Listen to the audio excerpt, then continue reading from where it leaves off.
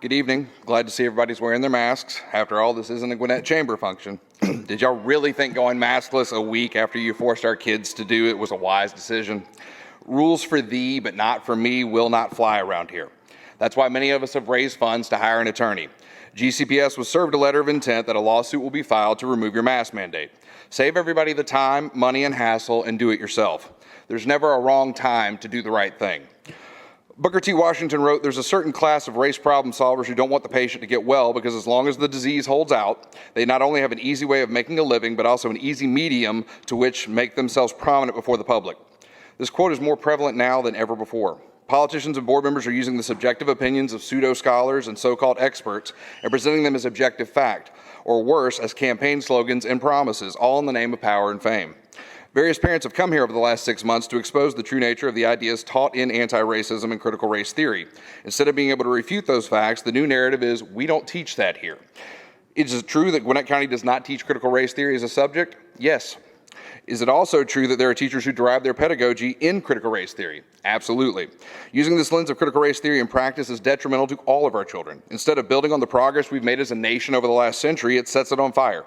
Teaching children to see their world, their country, their school, and even their family through this lens of constant cynical criticism is psychological abuse. Anti-racist theory is filled with logical fallacies that don't stand up to rigorous inquiry. This movement will further polarize and divide, place politics over science, and indoctrination over education. Our reward for bringing this to light, being slandered on social media, doxxed by Henry Stewart, and 2 false police reports filed by Ann LaFavore and NAACP President Penny Poole. Concerning the May meeting, LaFavore claimed there was an insurrection and "this is how white people act," while roping Georgia House Rep. Donna McLeod and Gwinnett Solicitor Brian Whiteside into her baseless accusations. Poole made multiple false claims, calling every Caucasian in the room a white nationalist, a mob, and rioters. Her sidekick that evening, who works at the sheriff's office, also submitted false information. Both cases were proven meritless by our fantastic SROs with a thorough investigation and plenty of video evidence. How pathetic to try and use and abuse the justice system to silence those who disagree with you.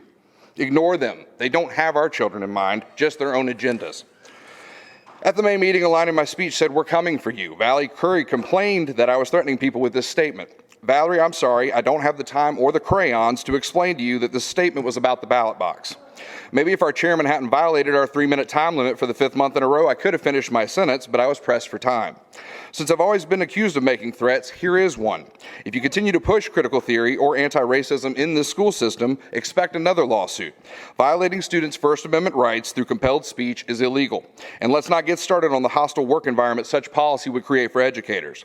A rose by any other name smells as sweet, but manure, whether you call it SEL, CRT, or anti-racism, well, you know what that smells like.